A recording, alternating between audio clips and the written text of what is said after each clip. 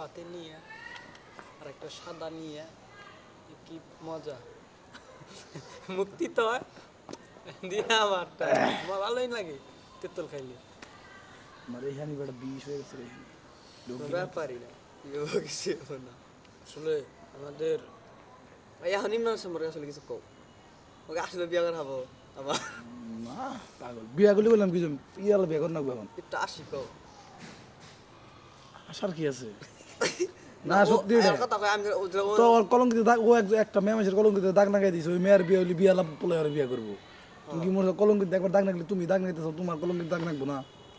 হ্যাঁ ওইটা আবার ইয়ে দেখাবো যদি ওই রমিডো ইয়ের ভিতরে থাকে মানে বাসায় থাকে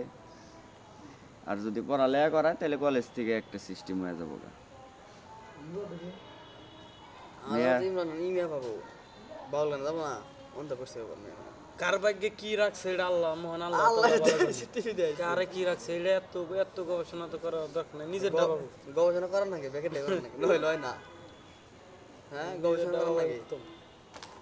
10টা গবেষণা করে নিজেরটা গবেষণা করা নাকি একটা থেকে হবো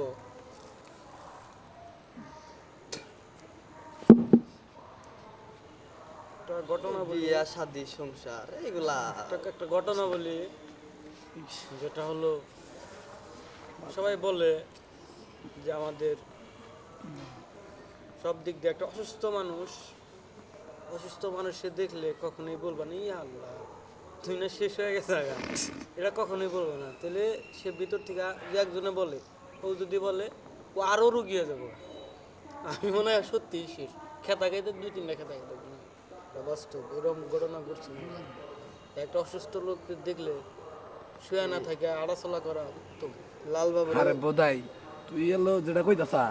একটা মানুষ তুই উড়া হারতাছ না তোর মাথা যদি না খারাই তুই খারাপ হবি তো তোমার ক্ষেত্রে গেলাম না এটা না আমার ক্ষেত্রে না তোর ক্ষেত্রে তুই বুঝা তোর যদি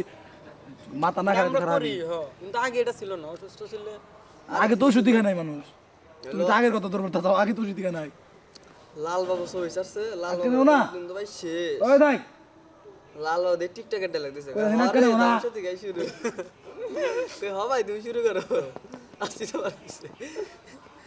হাসান গনেও নেই আচ্ছা